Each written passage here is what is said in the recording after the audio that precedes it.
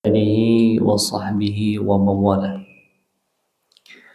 أشهد أن لا إله إلا الله وحده لا شريك له، وأشهد أن محمدا عبده ورسوله لا نبي ولا رسول بعده. اللهم ارزقنا علما نافعا ورزقا طيبا وعملا متقبلا. رب اشرح لي صدري ويسر لي أمري واحلل عقدة من لساني يفقه قولي. الحاضرون والحاضرات، إخوان وأخوات في الله، rahimani rahimakumullah, jamaah Masjid At-Tariq yang dimuliakan Allah Subhanahu wa taala. Alhamdulillah, segala puji hanyalah milik Allah Jalla Jalaluh. Kita senantiasa mengucap syukur atas segala nikmat karunia yang Allah berikan pada kita semua. Nikmatan terbesar iman dan Islam, nikmat sehat dan kelapangan waktu, nikmat kembali Allah pertemukan kita. Qadarullah, yang seharusnya mengisi adalah Ustadz Fauzan, tapi beliau sakit, ya, syafahullah syifaan ajilan. Maka mohon izin, ya, saya yang menggantikan beliau melanjutkan pembahasan fikih muyassar yang kemarin kita mulai. Tak lupa salawat serta salam semoga Allah senantiasa curahkan ke baginda alam Sayyidina Anam, qudwah hasanah kita, suri tauladan kita, Nabi tercinta, Nabi besar Muhammad sallallahu alaihi wasallam, kepada para keluarga beliau, kepada para sahabat dan pengikutnya hingga akhir zaman.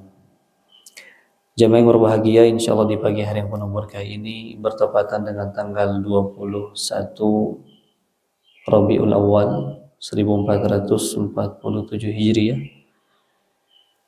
Kita akan lanjutkan pembahasan fikih ibadah, ya, atau fikih muyassar, masih dalam tema pertama, kan. Sebelumnya kita sempat jelaskan bahwasanya fikih itu secara umum dibagi menjadi 4 tema besar. Masih ingat jemaah? Yang pertama adalah fikih ibadah, yang kedua fikih muamalah, berkaitan dengan interaksi kita sesama manusia. Kemudian yang ketiga berkaitan dengan munakahat, ya, al-usrah, keluarga, nikah, talak, rujuk, ya, al-ila dan lain sebagainya. Kemudian yang keempat jinayah dan siyasah, ya, tindak pidana, hukum dan politik pemerintahan. Kita masih di tema yang pertama, ya, fikih ibadah. Fikih ibadah ini terbagi menjadi 5 poin, ya, 5 bab. Yang pertama bersuci, kedua salat, puasa, zakat dan haji, ya.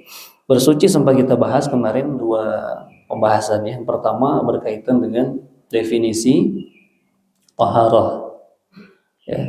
Taharah adalah bersuci, ya, secara istilah raf'ul hadath wa zawalul khabath, mengangkat hadas dan menghilangkan najis. Kemudian kita bahas juga tentang jenis-jenis air. Nah, ada berapa jenis Bapak Ibu? Kalau dalam buku ini dibagi menjadi 2. Pendapat ulama ini ada yang membagi 3, bahkan ada yang membagi 4. Itu ya tergantung dari sudut pandang mana kita membaginya. Di buku ini dibagi menjadi 2, air tahur dan air najis. Nah, ada yang menambahkan yang ketiga itu air tahir. Nah, apa itu air tahur? Air suci dan mensucikan. Dia ada 4 macam gitu. Air mutlak, yang dia itu memang dalam kondisi asalnya sebagaimana Allah ciptakan dia, seperti air hujan, air sungai, air sumur, ya. Kemudian yang kedua ada air musta'mal, air yang bekas dipakai tapi masih suci, ya, tidak berubah. Dulu di sini ada perbedaan antara mazhab Syafi'i dan mazhab Hambali. Yang ketiga air yang terkena najis namun tidak berubah dikarenakan jumlahnya yang banyak, gitu. tidak merubah salah satu dari tiga sifatnya. Yang keempat, air yang bercampur dengan benda yang suci, dan tidak merubah juga sifatnya, seperti air bercampur dengan daun, dengan tanah, ya. Itu kan masih dinamakan air, ya. Itu semua masuk ke dalam air tohur yang boleh digunakan untuk bersuci. Tapi kalau sudah bercampur dengan benda suci, kemudian merubah salah satu sifatnya, maka tidak lagi tohur, tapi berubah menjadi tohir. Ya, air teh, air kopi, jus dan semacamnya itu sudah nggak boleh digunakan bersuci, tapi dia masih suci. Jadi kalau terkena baju kita ya tidak najis. Yang kedua itu jenis air najis, ya. Air najis itu yang bercampur dengan suatu yang najis dan merubah salah satu sifatnya, ya. Air yang bercampur dengan bangkai hewan berubah bau dan rasanya, maka itu tidak boleh lagi digunakan. Itu ya terakhir kita, syukur makasih Pak, yang pernah kita bahas kemarin. Maka kita akan lanjutkan sekarang di pembahasan yang kedua, masih bab taharah. Itu hukum-hukum berkaitan dengan najis. Ya, apa saja? Ada beberapa jenis, diantaranya ada 8 jenis najis, ya. Kita mulai dari definisi najis itu sendiri. Secara bahasa, an-najis itu al-qadharah dalam bahasa Arabnya. Al-qadharah adalah sesuatu yang kotor, sehingga seorang merasa ini tidak nyaman, ya. Suatu yang orang tidak menyenanginya lah secara fitrah. Itu kotoran, ya. Sedangkan menurut istilah syar'i, dia adalah kotoran yang wajib dicuci menurut perintah syariat. Ya, al-qadhara allati tajibu raf'uha fi syar'ina, ya. Kotoran yang wajib dicuci, dihilangkan. Karena tidak semua jenis kotoran itu najis, ya. Tapi semua najis itu kotor, gitu ya. Tidak semua yang kotor najis, tapi semua yang najis itu kotor. Ya, seperti misalkan tanah, ya, kotor kan, tapi bukan najis, ya. Sampah, ya, sampah sayuran yang membusuk, ya, itu kan kotor, ya, baunya, tapi bukan najis. Dari sini pembahasan kita adalah sesuatu yang najis yang wajib untuk dibersihkan dalam syariat kita. Yang pertama, ya, baulul adami wa rawfuhu, air kencing dan kotoran manusia. Ini sudah jelas, ya. Pernah kita kisahkan seorang Arab Baduy yang masuk masjid Nabi, Masjid Nabawi, kemudian beliau buang air kecil di pojokan, ya. Di situ memang Nabi membiarkan dia pada para sahabat, kan hikmahnya kemarin kita sebutkan, agar tidak kemana-mana najisnya dan tidak juga membahayakan dia, gitu ya. Tapi setelah selesai Arab Baduy ini kencing, ya, namanya Arab Baduy kan tidak paham, tinggalnya kan di gurun, padang pasir, ya, buang air seenaknya aja, nggak tahu tata cara. Masuk masjid buang air. Maka Nabi pun setelah selesai, kata Nabi, hariquhu bil ma'in bisijlin min ma'in. Jadi datangkan satu ember air, kemudian siramlah bekas kencing tadi si Arab Baduy, ya. Nah, setelah disiram, maka itulah yang membersihkan najis tersebut, karena memang tanahnya kan, lantai masjid Nabi ketika itu masih terbuat dari tanah dan kerikil. Jadi disiram sekali itu hilang, ya, bekasnya hilang dan diserap oleh tanah, gitu ya. Itu disebutkan juga dalam hadis riwayat Bukhari dan Muslim. Nabi bersabda, tempat ini adalah masjid yang tidak boleh dikotori dengan kencing maupun kotoran, ya. Karena tempat ini hanya digunakan untuk zikrullah wa iqamatis shalah wa qiraatul Quran. Nabi sampaikan di akhirnya, ya, diberikan nasihat. Jadi Nabi ini, ya, mengetahui namanya orang Arab Baduy belum faham, ya, maka diberikan pemahaman masjid ini bukan untuk buang air kecil, ya, tapi dia untuk berzikir, untuk sholat dan untuk membaca Al-Quran. Beda halnya kalau sahabat yang melakukannya, gitu ya, mungkin akan dimarahi, benar besar, ya, dimarahi oleh Nabi. Jadi sikap Nabi ini tergantung bagaimana orang yang melakukannya ya. Tidak senantiasa Nabi itu lemah lembut, terkadang ada sifat sisi tegasnya. Ya, pernah melihat seorang sahabat tidur di atas perutnya, itu oleh Nabi agak sedikit ditendang. Ya kata Nabi, jangan tidur seperti ini. Ya, ini tidurnya ahli neraka kata Nabi gitu kan, di atas perutnya. Jadi tergantung bagaimana kondisi. Ya, Nabi memahami siapa orang yang diajak bicara. Yang kedua, termasuk jenis najis adalah darah haid. Riwayatnya dari Khawlah binti Yasar, beliau mendatangi Rasulullah kemudian berkata, "Ya Rasulullah, wahai Rasulullah, aku hanya memiliki selembar sarung kain ya. Aku memakainya sekalipun aku sedang haid." Rasulullah kemudian bersabda, "Kalau engkau telah bersih dari haidmu, maka cucilah tempat keluarnya darah haid tersebut, lalu sholatlah menggunakan pakaianmu itu." Nah, jadi sahabiah ini nggak punya pakaian kecuali selembar itu, cuman satu. Ini menunjukkan bagaimana kehidupan para sahabat terdahulu di zaman Nabi sangat sederhana, ya. Sangat sederhana. Dia pakai sarung itu, kalau haid pun tetap dia pakai. Dia bertanya, "Bagaimana ya Rasulullah? Aku nggak punya yang lain. Kalau terkena darah sarungku ini, bagaimana aku sholat?" Kata Nabi, cuci maaf ya, tempat keluarnya haid bersihkan, kemudian cuci juga bagian kain yang terkena darah haid. Sudah disiram, dicuci ya, diperas ya, sehingga tidak ada lagi sisa-sisa najisnya, kemudian boleh dipakai sholat walaupun masih dalam keadaan basah. Ya, jadi tidak perlu, tidak wajib gitu ya, sampai menunggu kering.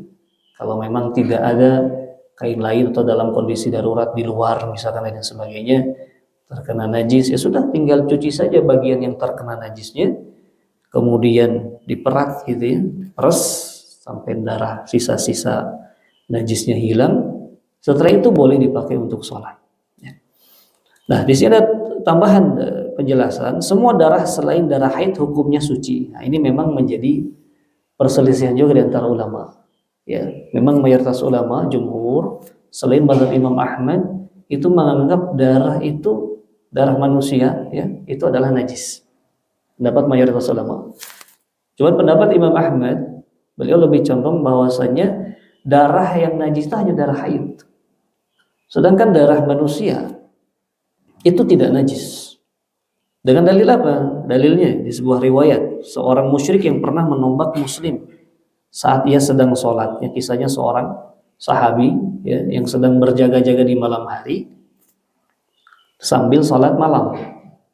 Ya, dalam kondisi perang ketika itu berjaga-jaga. Kemudian ada yang memanah beliau. Ya, 2 atau 3 kali panahan. Ya, di sini disebutnya tombak.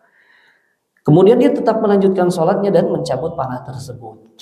Dan darah tentunya mengalir, ya, mengalir. Dan beliau tetap melanjutkan sholatnya. Dan di situ Nabi tidak mengatakan bahwasanya sholat membatal dan lain sebagainya, tapi tetap menganggap sholatnya itu sah. Artinya darah yang keluar itu tidak membatalkan sholat. Nah, ini salah satu dalil yang digunakan bahwasanya darah itu tidak najis. Ya, walaupun ada dalil-dalil yang lain yang digunakan oleh mayoritas ulama bahwasanya darah manusia adalah najis ya, kalau dalam jumlah yang banyak. Jadi kalau sedikit, misalkan ketika seseorang sholat gusinya berdarah, apa yang dilakukan? Jangan ditelan ya, keluarkan saja. Atau punya tisu, buang saja ke tisu, sudah. Ya, tidak perlu kita membatalkan berkumur-kumur dan lain sebagainya, karena dianggap masih darah yang ringan sedikit. Atau ketika sholat luka kita karena pergerakan mungkin yang luka ya terbuka, keluar darah ketika sholat, darahnya ringan, tidak mengalir deras ya, maka itu masih dianggap tidak membatalkan. Tapi kalau sudah mengucur ya, banyak menetes, nah itu pendapat mayoritas ulama itu sudah membatalkan sholat. Nah itu mungkin pendapat yang lebih hati-hati ya. Jadi masalah najis darah ini memang menjadi perdebatan di antara ulama, namun kita mengambil kehati-hatian saja. Kalau darahnya sudah begitu banyak, maka sebaiknya dihindari. Keluar dari sholatnya misalkan mengganti bajunya. Kalau masih ringan maka tidak membatalkan sholatnya ya, insya Allah. Yang ketiga termasuk jenis najis, air kencing dan kotoran binatang yang haram dimakan. Binatang-binatang yang boleh dimakan itu darah dan air kencingnya, kotoran dan air kencingnya itu tidak najis. Seperti air kencing dan kotoran sapi, unta dan kambing, domba itu bukan najis. Jadi sudah ada perbedaan antara Syafi'iyah dan Hanabilah ya. Jadi kalau terkena ketika kurban misalkan kena kotoran ya, sapi atau air kencingnya, yaitu suatu yang kita anggap kotor saja ya, tapi bukan najis. Jadi kalau dia terkena bajunya kemudian sholat ya, maka itu sholatnya tetap dianggap sah. Tetapi kotoran dan air kencing binatang yang haram dimakan seperti apa? Kucing ya, kemudian binatang-binatang yang bertaring, yang berkuku tajam ya. Nah, itu kan semua binatang-binatang yang diharamkan. Maka air kencing dan kotorannya juga dianggap najis. Yang tidak boleh dimakan dagingnya, air kencing dan kotornya dianggap najis. Nah, kisahnya sebuah riwayat yang sahih dari Ibnu Mas'ud, Rasulullah SAW suatu hari pernah buang hajat ya. Lalu beliau memintaku memberinya 3 buah batu. Nah, apa ini namanya bersuci dengan selain air? Istijmar. Ya, jadi kalau tidak ada air untuk cebok itu menggunakan alternatif yang lain. Di zaman dulu alternatifnya apa? Batu. Ya. Batu yang memang bisa digunakan untuk membersihkan ya. Maka Ibnu Mas'ud pun, aku hanya menemukan 2 buah batu katanya. Aku harus mencari batu yang ketiga namun tidak aku dapatkan. Karena sunnahnya istijmar ya, menggunakan batu ketika beristinja ya, ketika cebok itu 3 sunnahnya ya, atau kelipatan ganjil mau 3, 5 atau 7, nanti akan ada pembahasannya. Ibnu Mas'ud hanya menemukan 2 ya.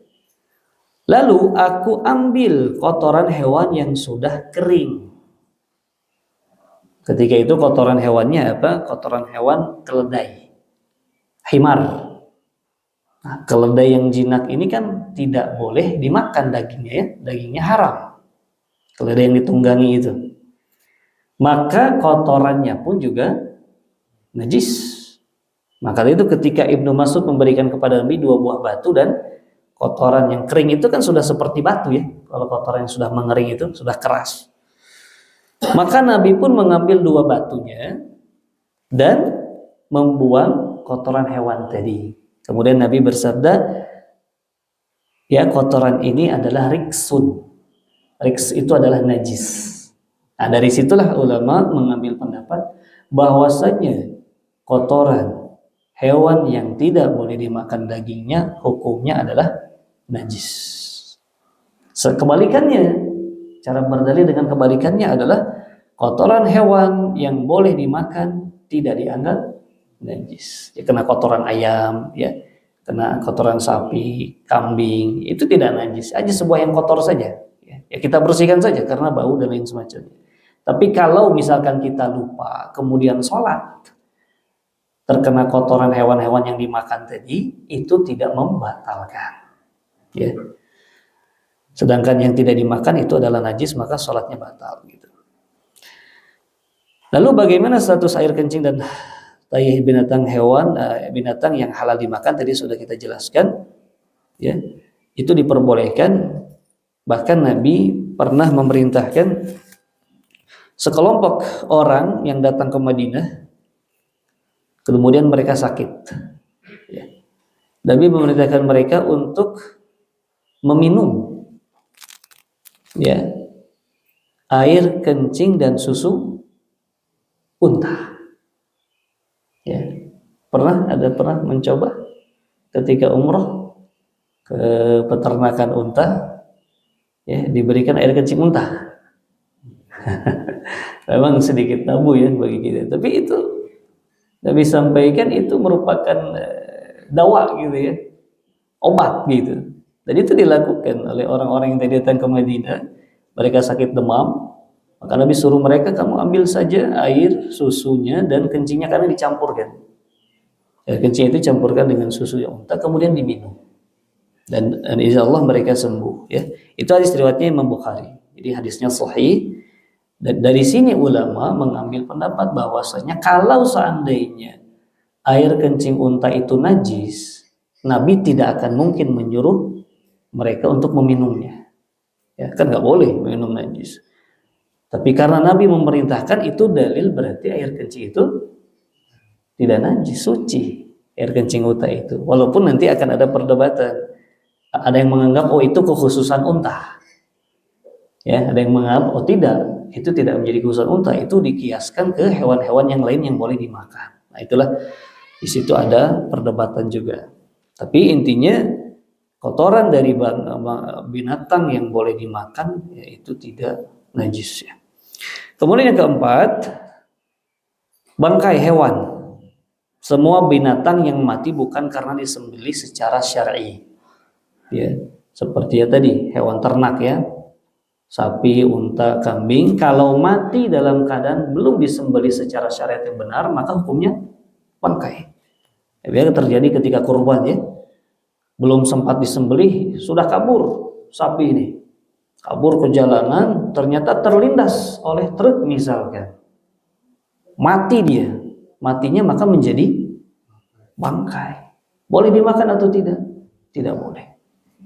Lari masuk ke dalam got misalkan, ya, gak bisa keluar, habis nafas dia mati, jadi bangkai, tidak bisa dimanfaatkan. Maka bangkai-bangkai seperti ini yang menjadi najis ya. Atau dia ayam misalkan, dia masuk ke ember besar kita misalkan atau toren, ya, menjadi bangkai, merubah semua jenis airnya tadi, maka airnya menjadi najis gitu ya. Termasuk potongan daging yang diambil dari hewan hidup sebelum disembelih. Ya, dipotong misalkan, yang tadi sapi tadi lari, kemudian ada yang pakai golok, potong kakinya biar dia jatuh. Maka potongan kakinya itu tidak boleh dimakan karena dianggap sebagai bangkai. Tapi kalau sapinya tadi yang sudah dipotong sempat disembelih, maka boleh dimakan ya. Jadi hanya makuti'a wa huwa hayyun fa huwa najisun wa fa huwa maitah gitu ya kata Nabi sallallahu alaihi wasallam. Apa yang dipotong dari hewan ketika masih hidup maka hukumnya dianggap sebagai bangkai.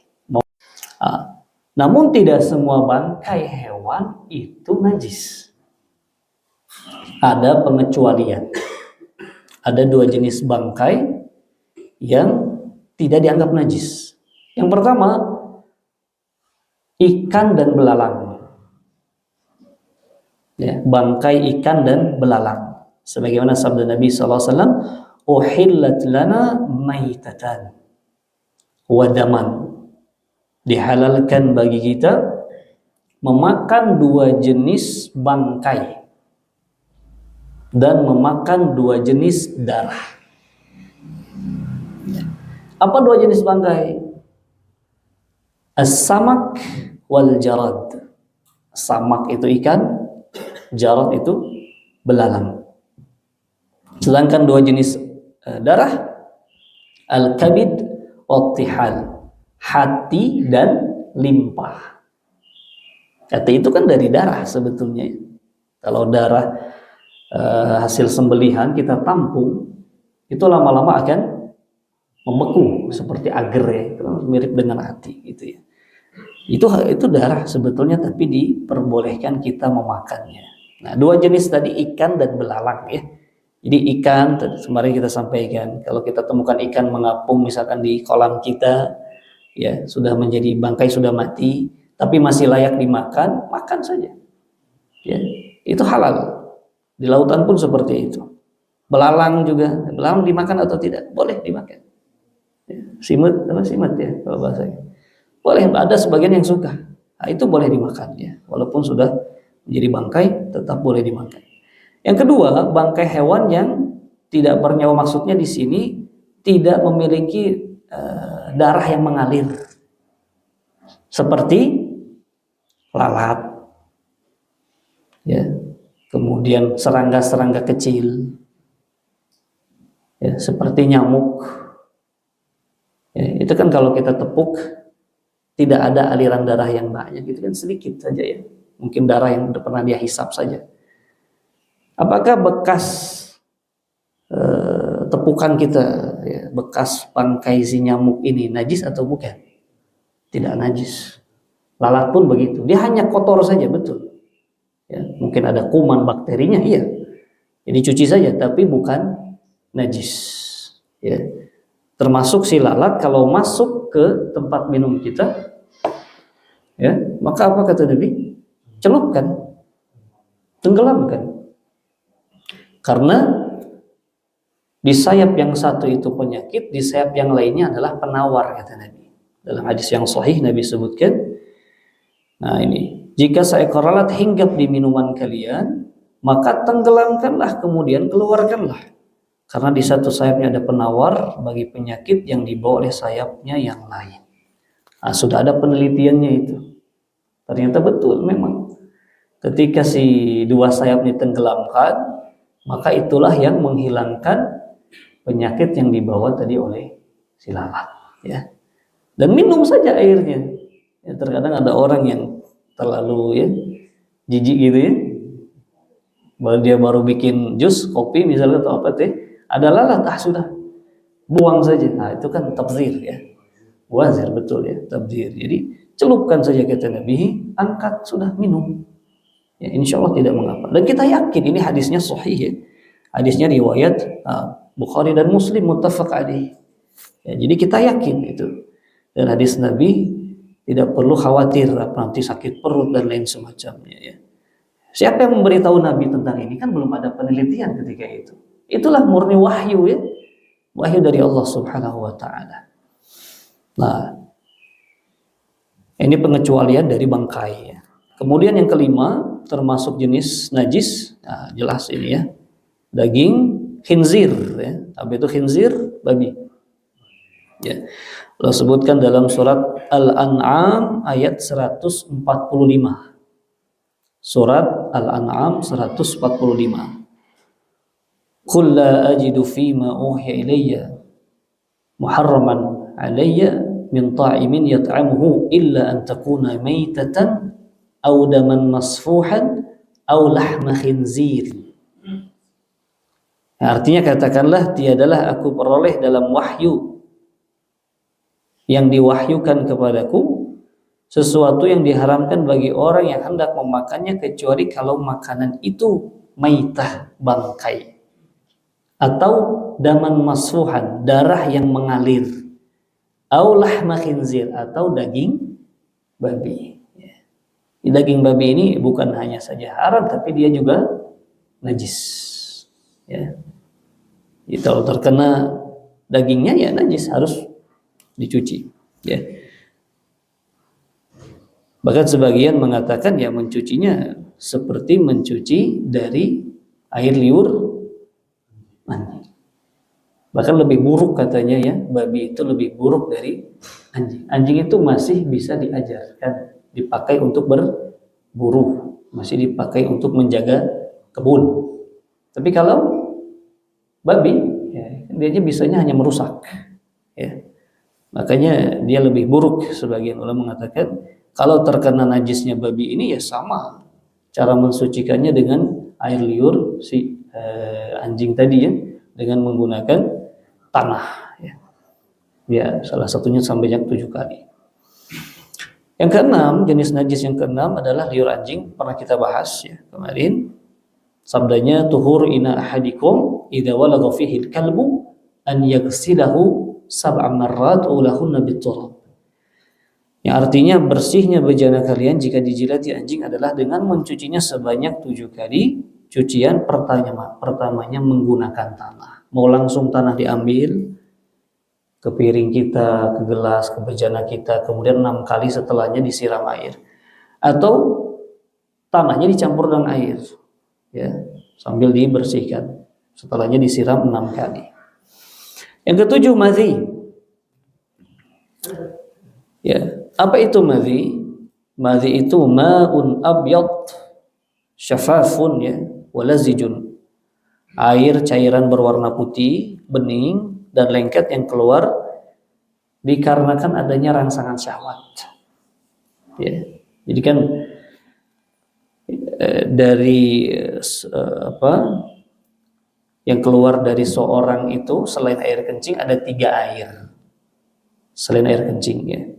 Air mani, madhi, dan wadi. Yang najis dari 3 ini madhi dan wadi, sedangkan mani itu suci, tidak najis. Tetapi yang mewajibkan mandi kalau keluar hanyalah mani saja. Sedangkan madhi dan wadi kalau keluar tidak ada kewajiban mandi. Kewajibannya apa? Hanya membersihkan saja dan berwudu. Maka madhi ini yang keluar dikarenakan ada rangsangan syahwat, ya. Keluarnya tidak disertai dengan rasa nikmat dan tidak pula terpancar serta tidak pula memicu perasaan lemas setelah keluar, bahkan kadang keluarnya tidak terasa, ya, cairan bening ini. Ini pernah terjadi, dialami, ya, semua laki-laki, ya. Namun di zaman sahabat, menantu Nabi SAW, anak pamannya Ali bin Abi Thalib, kan suami dari siapa putrinya Nabi? Fatimah, ya. Ali ini malu mau bertanya ke Nabi berkaitan dengan perkara madhi, ya, malu kan, ini suami istrinya gitu, suami dari putrinya. Maka dia meminta tolong kepada sahabatnya Miqdad ibn Aswad. Hai Miqdad, tolong tanyakanlah kepada Nabi, ya. Kuntu rajulan aku ini orang yang sering keluar air madhi. Tanyakan bagaimana cara bersuci dari madhi ini. Maka ditanyakan, ya. Nabi pun menjawab, tawadda murhu an yatawadda wal yaksil farjahu awaddah farjahu. Maka Nabi memerintahkan berwudu dan cucilah kemaluanmu. Ya, hanya sebatas dibersihkan saja, kemudian berwudu, ya, dan tidak wajib mandi. Itu yang berkaitan dengan mandi. Lalu bagaimana, nanti akan ada pembahasannya. Kalau yang terkena kainnya bagaimana? Terkena celananya, madinya itu harus dicuci, ya. Sebagian berpendapat cukup dipercikan. Tapi kalau mengambil kehati-hatiannya lebih baik dicuci saja. Yang kedelapan, termasuk najis adalah wadi. Wadi ini cairan putih kental yang keluar setelah kencing. Biasanya disebabkan penyakit, ya. Bisa jadi karena kecapean, terkadang keluar itu. Setelah beres buang air kecil, itu keluar cairan ini. Dan dia sifatnya hampir sama, ya. Sifatnya hampir sama seperti mirip-mirip kemani gitu, ya. Dia lengket dan putih kental. Nah, itu keluar setelah buang air kecil. Hukumnya apa? Wadi ini sama dengan madhi, hukumnya najis. Tata cara bersucinya gimana? Sama, berwudu, ya. Membersihkan kemaluannya kemudian berwudu. Nah, ini untuk wadi. Nah, di sini dijelaskan bahwasannya air mani itu suci. Walaupun suci tapi dia mewajibkan kita mandi. Nah, jadi bagaimana tata cara membersihkannya? Disebutkan oleh Aisyah radhiyallahu anha, maksudnya Rasulullah SAW biasa mencuci air mani yang menempel pada pakaiannya, kemudian ia pergi untuk melaksanakan sholat dengan pakaian tersebut. Jadi kalau si maninya ini masih basah, ya dicuci di pakaian itu.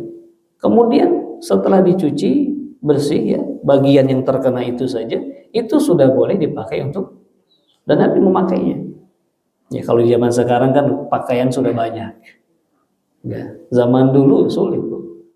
Tadi saja kan seorang wanita hanya punya satu kain sarung. Ya, hidup dengan sangat sederhana sekali. Kan dalam konteks kekinian ya orang kan mudah. Kalau terkena mani, terkena apa-apa ya tinggal ganti saja gitu ya. Itu lebih mudah. Tapi dalam kondisi tertentu, misalkan dalam perjalanan dan lain sebagainya, tidak membawa bekal pakaian dan lain sebagainya, maka kita ingat ini. Itu bukan najis, ya cukup dibersihkan saja. Bahkan kalau kering, ya ini pernah ada Aisyah mengungkapkan dalam riwayatnya, aku biasa menggosok air mani dari baju Rasulullah SAW, kemudian ia memakainya untuk melaksanakan sholat. Digosok itu artinya dikerik kalau sudah kering di baju. Dan sudah, kalau sudah hilang bekasnya itu boleh dipakai sholat, ya, karena dia bukan najis. Nah, di sini para ulama menyimpulkan kalau seandainya mani itu najis, maka Nabi akan menyuruhnya Aisyah untuk mencuci. Tapi Nabi tidak menyuruh. Bahkan ketika Aisyah hanya mengerik saja, kemudian Nabi keluar sholat menggunakan pakaian tersebut. Nah, disitulah dalil bahwasanya mani bukanlah najis. Inilah 8 jenis najis. Terakhir ada tambahan dari penulis berkaitan dengan alkohol. Ya. Apa hukumnya alkohol ini? Najis atau bukan? Nah, di sini ada perdebatan antara ulama ya. Yang diperdebatan itu kan khamr sebetulnya. Apakah semua alkohol itu khamr? Apakah semua khamr itu alkohol? Kandungannya betul. Di khamr itu ada kandungan alkoholnya. Tapi kan tidak semua alkohol dinamakan khamr. Khamr itu kan minuman yang memabukkan, apapun namanya jenisnya. Memang di dalamnya ada kandungan alkohol. Senyawa, kan alkohol itu senyawa kimia ya, belajar kimia pasti paham. Makanya tidak semua alkohol itu dihukumi seperti khamr najis. Ya. Walaupun ulama juga berbeda pendapat tentang hukum khamr minuman yang memabukkan itu. Apakah itu najis atau tidak, itu menjadi perdebatan yang luar biasa panjang. Memang mayoritas ulama menghukumi najis khamrnya. Ya. Sebagian ulama mengatakan najisnya itu bukan najis yang hissi, najis yang tampak, bukan. Najisnya itu maknawi. Artinya dia memiliki keburukan di dalamnya. Ya. Kita kan sudah jelaskan taharah ma'nawiyah, taharah hissiyah, gitu ya. Jadi sifat najisnya ini seperti dalam surat Al-Maidah nih. Ya ayyuhalladzina amanu innamal khamru wal maisir wal azlam wal ansabu rijsum min amali syaitan. Itu dalil yang digunakan oleh mayoritas ulama bahwasanya khamr itu najis. Karena Allah menyebutkan, wahai yang beriman, sesungguhnya minum khamr, arak, berjudi, berkurban untuk berhala, mengundi nasib dengan anak panah adalah perbuatan keji dan termasuk perbuatan syaitan. Nah, katanya ini digandengkan dengan khamr, dengan perbuatan-perbuatan yang dilarang. Maka khamr itu adalah najis. Di situ kesimpulannya para ulama. Namun ulama ini mengatakan maksud kata Allah rijsun min amali syaitan, rijs itu adalah maknawi, bukan hissi. Maknawi artinya itu perbuatan yang buruk, bukan kembali kepada zat khamr itu. Dalilnya apa? Bukti yang lain. Ini buktinya cukup kuat ya. Ketika turun ayat ini pengharaman khamr di Madinah, para sahabat yang ketika itu masih meminum khamr. Ya, kan pengharaman khamr itu bertahap. Seperti pengharaman riba bertahap itu. Awalnya kan yang masih minum-minum itu dilarang mendekati sholat. Wala taqrabus shalah wa antum sukara. Jangan kalian mendekati sholat kalau kalian masih dalam keadaan mabuk. Itu belum ada pengharaman secara total. Ya. Kemudian tinggalkan karena itu mengandung keburukan. Yang terakhir turun ini. Jauhilah karena khamr itu perbuatan syaitan. Ketika turun ayat ini, apa yang dilakukan para sahabat yang memiliki khamr? Mereka membuang semua khamr-khamr mereka di jalanan Madinah. Sampai jalanan Madinah itu ya tergenang, dipenuhi dengan khamr. Banjir. Ya, yang punya kendi-kendi stok khamr dipecahkan, dibuang. Saking ketaatannya para sahabat, tidak berpikir lama. Nah, di sini diambil kesimpulan, kalau seandainya itu najis, Nabi tidak akan membiarkan perkara tersebut. Karena kan najis tidak boleh.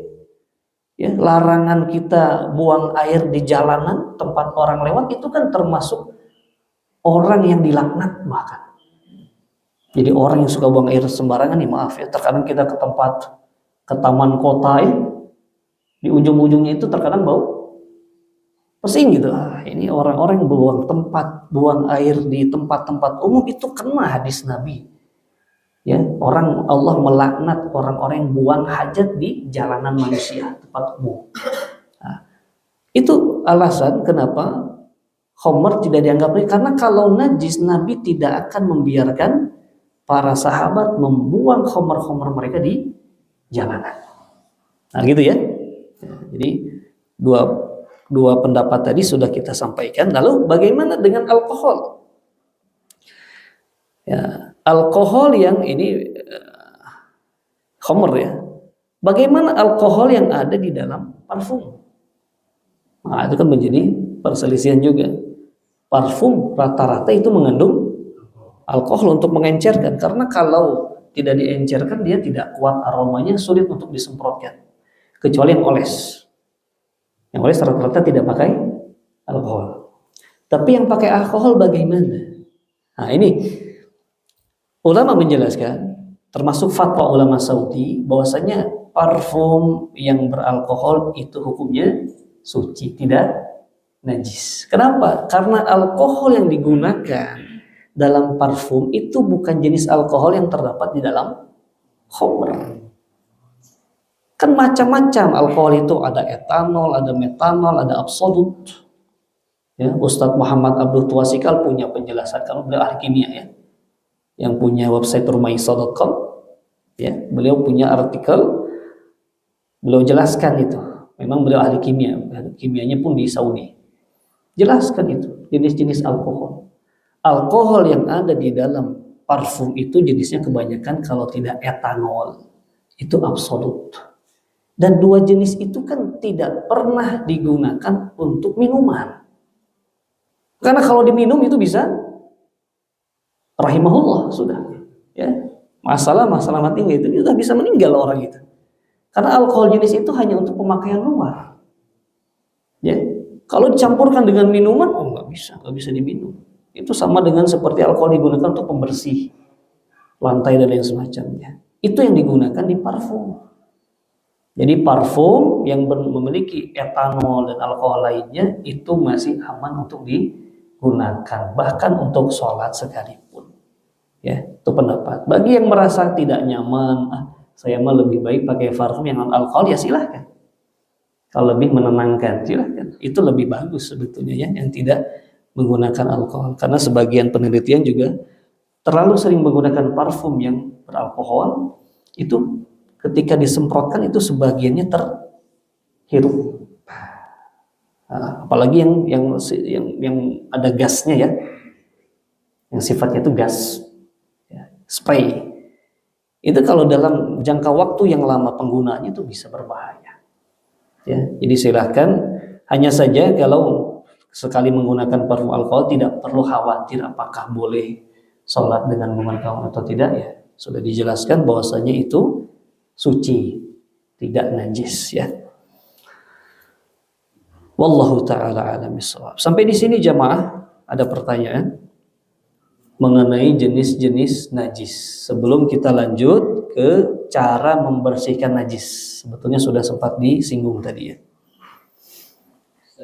Enggak, Pak Iwan. Disebutkan bahwa dua jenis darah itu boleh dimakan, boleh dimakan. Ya. Yaitu hati dan limpa. Hati dan limpa ya. Hati darah ini kan, hati itu kalau sudah membeku darahnya kan Ustaz ya. Kalau dia masih mengalir itu berarti tidak boleh untuk dikonsumsi di darah ini. Maksudnya hati itu organ hati. Hatinya. Betul, Ya. bukan darah yang mengental, bukan darah yang kita tampung, bukan. Yang mengenal itu haram. Haram. Darah yang mengalir dari aliran darah hewan itu kan daman masfuh. Saya tadi memberikan analogi. Jadi sebagian orang menganggap hati itu organ, memang, tapi dia ada unsur darahnya banyak. Buktinya apa? Darah yang mengalir kalau kita tampung itu akan mengental seperti hati.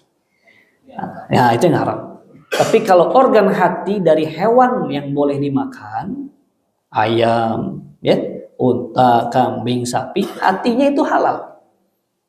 Walaupun sebetulnya hati itu terbuat dari darah sebetulnya. Dan limpa pun begitu. Makanya itu pengecualian. Dalam syariat kita diperbolehkan. Dan termasuk darah yang di antara tulang dan daging. Suka makan ayam? Nah, ketika makan, ternyata terkadang masih ada darah. Apa hukumnya itu? Bukan najis, salah. Karena bukan darah yang mengalir. Ya, jadi darah-darah yang masih di sela-sela, ya, itu dimaafkan. Ya kalau tidak mau dimakan pun ya silakan. Tapi orang yang memakan jangan dianggap dia memakan sesuatu yang najis. Tidak, ya. Itu sesuatu yang dimaafkan dan memang tidak dianggap najis, karena yang dianggap najis darah yang mengalirnya itu. Ketika sembelih darah itu, darah-darah di bagian daging terkadang ketika masak masih ada, ya, itu masih dimaafkan. Ya, walaupun lebih baik ya dicuci bersih gitu ya. Tapi kalau sudah jadi dihidangkan, dimakan, masih ada sedikit misalkan warna-warna darah merah, itu masih tidak mengapa. Ya jangan dibuang ayam. Oh ini najis, tidak boleh, bukan. Ya, sebagian orang kan, orang awam tidak tahu, ini masih ada darah, jangan dimakan. Najis darah ini. Salah. Jadi yang haram itu darah yang mengalir. Sedangkan darah yang masih ada di antara tulang dan daging itu diperbolehkan, ya, dimaafkan. Membersihkan najis. Ini sudah pernah kita ya jelaskan cara membersihkan lantai yang terkena najis, ya. Sebaiknya kalau lantai sepertinya kan tidak langsung disiram, tapi dilap dulu, dihilangkan dulu najisnya, inti najisnya, kemudian baru disiram, dipel. Kalau sekarang misalkan yang kedua, cara membersihkan air yang tercampur dengan najis, ya itu bisa disiram dengan air yang banyak. Ada toron juga, toronnya dikuras, isi yang baru. Kalau tidak mungkin kan dikuras, sudah isi saja, semakin dikeluarkan dari keran, isi yang baru. Itu otomatis nguras, ya. Atau dengan yang baru membersihkan dengan menggunakan teknologi modern di sini. Ya, ini bisa. Jadi si zat-zat yang kotornya dibuang, difilter, difilternya nanti dibersihkan. Cara membersihkan pakaian yang terkena najis, tadi sudah pernah kita sebutkan, terus dicuci dengan air, disikat ataupun diperas, ya, dan sampai najisnya hilang, ya. Jadi bagian yang terkena najis saja. Cara membersihkan tempat tidur atau tikar, ya, atau karpet, jadi disikat saja. Kalau mau mencuci semua itu repot, hanya ujungnya saja misal kena karpet itu. Untuk mencuci semua kan repot ini. Biayanya cukup mahal, gitu kan. Terkadang juga kalau dicuci, kalau nggak kering ya kurang enak, baunya apa, gitu kan. Cukup bagian yang terkena najis saja disikat. Aliri air, kasih sabun, sikat. Ya. Kemudian keringkan, ya, ada khusus pengering karpet kan sekarang, sampai si najisnya itu hilang, ya. Yang kelima, cara membersihkan kulit bangkai, ya. Kulit bangkai binatang yang halal, kambing, sapi, unta. Tadi yang si unta, si kambing, si sapi itu lari, tertabrak truk misalkan, mati jadi bangkai. Dagingnya nggak boleh dimanfaatkan, tapi kulitnya masih bisa dengan cara disamak, ya, dibersihkan, dijemur sampai bersih, ya. Namun kulit bangkai binatang yang haram dimakan nih, seperti harimau, ya. Ada kolektor tuh kan kulit harimau, ya, di dinding. Itu hukumnya najis. Walaupun sudah disamak. Karena dia hewan yang tidak boleh dimakan. Buaya misalkan punya ikat pinggang dari kulit buaya. kulit ular. Nah, itu kan hewan-hewan yang tidak boleh dimakan, ya. Maka hukumnya itu najis, ya. Sebaiknya hindarilah kulit-kulit seperti itu. Kan masih ada kulit binatang yang lain, ya. Garut itu kan terkenal, ya, kulit sapi, kulit dombanya bisa digunakan. Cara membersihkan air kencing bayi laki-laki sudah jelaskan kemarin, ya. Kata Nabi, yuksalu min baulil jariyah wa yurashu min baulil gulam. Kalau air kencing anak perempuan harus dicuci. Kalau air kencing anak laki-laki yang belum makan, cukup dipercikan air saja. Tapi kalau sudah makan harus dicuci. Nah, ini ada kenapa dibedakan kata para ulama? Kok dibedakan sih air kencing wanita anak perempuan, bayi perempuan dan bayi laki-laki? Kenapa dibedakan? Ternyata ada penelitiannya. Kencing bayi perempuan itu mau sudah makan ataupun belum tetap harus dicuci, dikarenakan jumlah bakteri dan kumannya lebih banyak dibanding air kencing bayi laki-laki. Dan dari segi aroma lebih pesing dibanding yang laki-laki ketika bayinya. Wallahu alam, itu hikmahnya, ya. Karena Nabi menyuruh untuk mencuci, tidak cukup hanya dipercikan. Ya, punya anak bayi 3 bulan, perempuan 3 bulan, kembar misalkan laki-laki dan perempuan 3 bulan belum makan, kan? Kalau yang kena pipis baju kita gendong, yang perempuan kena pipisnya harus dicuci. Tapi kalau yang laki-laki kena pipis gitu hanya cukup dipercikan sudah beres. Boleh untuk dipakai sholat. Itu, ya. Itu salah satu hikmahnya. Katanya itu lebih kotor dan lebih banyak kuman dan bakterinya di air kencing bayi perempuan. Mencuci benda yang terkena kencing bayi ini sudah kita jelaskan. Cara membersihkan bekas jilatan anjing juga sudah kita jelaskan, tuh, ya. Yang pertama ini dengan tanah, kemudian dicuci 6 kali. Cara membersihkan madhi dan wadi tadi sudah kita sebutkan. Memang yang paling afdol itu dicuci. Namun sebagian ada pendapat ulama yang mencukupkan, ya, ini cukup engkau ambil sedikit air lalu percikan ke tempat yang terkena madhi atau wadi. Nah, ini diperselisihkan dalam riwayat hadisnya. Sebagian mensahihkan, sebagian mendhaifkan.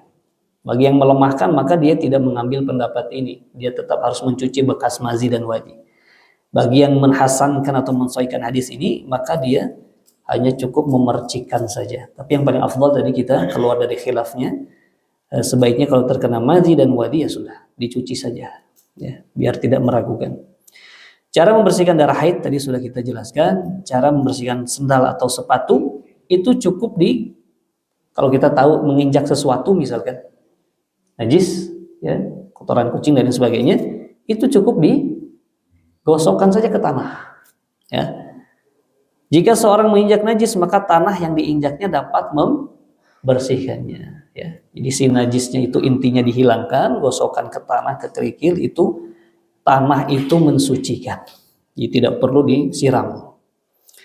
Cara membersihkan jubah pakaian wanita yang panjang, gamisnya. Kan terkadang pakaian wanita gamisnya melebihi, ya. Terkadang terkena lantai, terkena tanah. Itu bagaimana? Itu ditanyakan oleh Ummu Salamah, ya. Istri Nabi bertanya kepada Nabi, bagaimana ya Rasulullah? Ini aku memiliki gamis yang cukup panjang. Aku berjalan khawatir, aku suka melewati tempat-tempat yang kotor, khawatir di situ ada najis. Kata Nabi, yutahhiruhu ma ba'dahu. Tanah yang setelahnya itu akan membersihkan kotoran tersebut.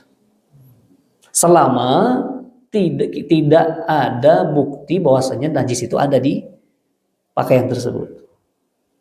Jadi jangan sampai hanya karena keraguan, oh tadi saya lewat ini, mungkin ada najis. Kalau masih mungkin dan mungkin itu tidak dianggap. Sampai ada bukti nyata ada najis. Misalkan dari baunya, dari fisiknya terlihat najisnya, itu harus dicuci. Tapi kalau hanya sekedar keraguan, ya, kemungkinan, maka tanah yang selanjutnya itu sudah membersihkan. Ya. Ke seorang wanita yang ketika dia berpakaian agak panjang gitu, ya, berjalan terkena debu ujungnya gitu kan, orang bilang hati-hati itu mungkin ada najisnya, jangan sholat pakai baju itu. Nggak perlu ragu, selama tidak ada bukti ada najis, sholat saja. Kenapa? Karena tanah yang selanjutnya dia lewati itu mensucikannya. Ya, jadi mudah, tidak memberatkan bagi kaum muslimah. Ya, walaupun batasannya kan panjangnya kain muslimah itu batasannya 1 jengkal maksimalnya. Ya, 1 jengkal dari tumitnya. Jadi tidak boleh terlalu panjang juga. Ya, terlalu panjang itu juga merepotkan. Nah, kalau laki-laki, maaf, kalau dari segi pakaian laki-laki itu di atas mata kaki, tidak boleh isbal. Isbal itu menutupi mata. Nanti akan ada pembahasan berkaitan dengan pakaiannya. Jadi wanita itu isbalnya kalau lebih dari 1 jengkal dari tumitnya, tapi laki-laki isbalnya dari bawah mata kakinya. Yang ke-12, cara membersihkan makanan yang telah membeku. Nah, ini gambar apa ini? Tikus ya, yang jatuh di keju atau minyak samin ya, yang beku gitu kan, masuklah ke situ bangkai cicak atau apa. Bagaimana cara membersihkannya? Dibuang saja bangkainya dan sekitarnya itu. Ya kalau tidak mau membuang semua misalkan, ya. Sayang nih masih baru butternya misalkan. Butter 5 kilo, 10 kilo ya. Yang jualan martabak misalkan kan. Menteganya banyak gitu kan. Masuk bangkai cicak di situ. Masa sih harus dibuang semua? Kan enggak ya? Cukup buang bangkai dan bagian yang terkena bangkai itu saja. Karena itu kan benda padat. Tidak bercampur dengan ini. Buang sudah. Sisanya suci, ya. Tapi kalau dia cairan, ya, dan sudah merubah, maka lebih baik dibuang. Itu kisahnya ulama besar Muhammad bin Sirin. Muhammad bin Sirin ya, atba'ut tabi'in. Beliau kan ulama dan punya bisnis jualan minyak zaitun. Suatu hari beliau masuk ke gudangnya mendapati bangkai tikus. Bangkai tikus yang sudah mati, yang penuh dengan badannya penuh dengan minyak. Sebagai bentuk waraknya beliau, nggak tahu si tikus ini dari gentong yang mana. Mungkin ada 10 gentong di situ. Tapi sebagai bentuk kehati-hatian saja beliau itu, saya tidak mau menjual kepada kaum muslimin dan bisa mencelakai mereka. Akhirnya apa dia lakukan?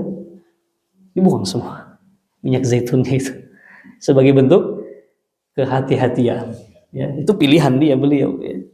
Kalau kita menemukan seperti itu, cukup bangkai yang memang di situ ada bangkainya, ya. Gentong yang ada bangkainya. Masalahnya kan tidak tahu yang mana ini yang masuk gentongnya yang mana. Ya.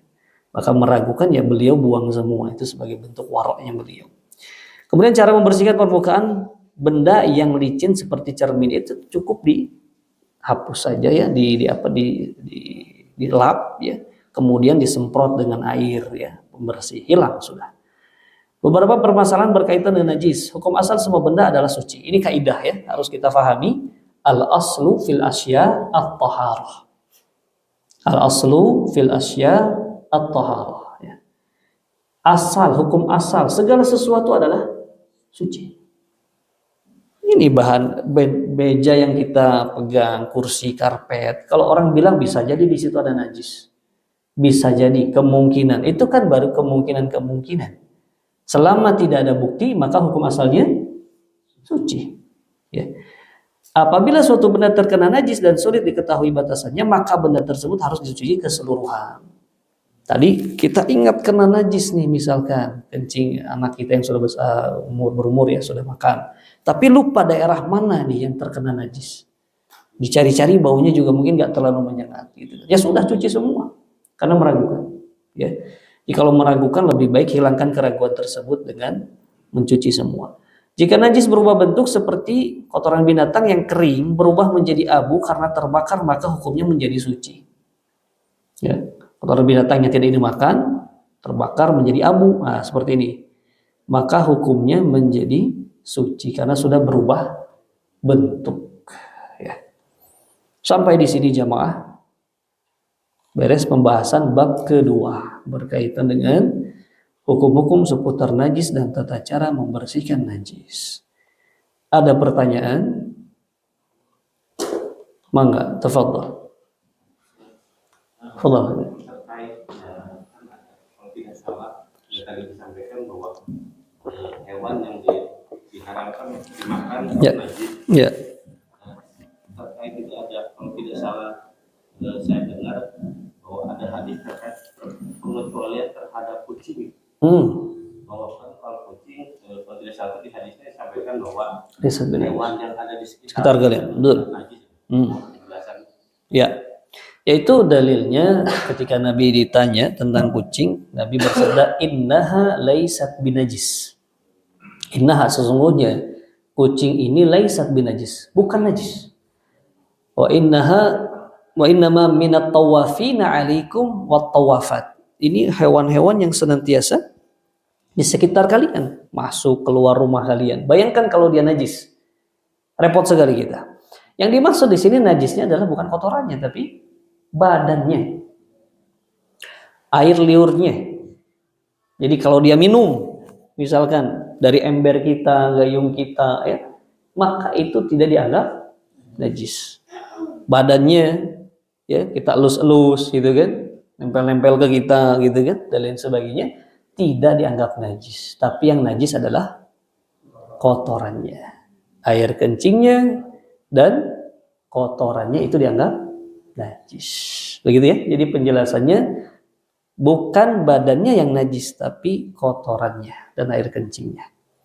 Itu wallahu taala. Itu sempat heboh juga kan, ada yang memperbaiki tidak najis ya. Memang ada itu. Ada pendapat ulama yang menganggap bahkan kotoran kucing pun tidak najis. Namun pendapat mayoritas ulama, ya, kebanyakan ulama itu menganggap bahwasannya yang tidak najis itu badannya, keringatnya si kucing, ya, air liurnya, tapi yang keluar sebagai kotoran dari diri dia itu tetap dianggap najis. Wallahu a'lam bishawab. Masih ada jemaah? Cukup? Sudah jam 6 ya. Baik. Kalau memang tidak ada pertanyaan, kita cukupkan sampai di sini ya. Mudah-mudahan yang dikaji ini menjadi ilmu yang bermanfaat. Allah mudahkan kita untuk mengamalkannya dan ditulis sebagai amal soleh. Kita cukupkan dan kita tutup dengan membaca doa kafaratul majlis. Subhanakallahumma wa bihamdik, asyhadu an la ilaha illa anta astaghfiruka wa atubu ilaik. Jazakumullahu khairan wa barakallahu fikum. Thumma assalamu alaikum warahmatullahi wabarakatuh.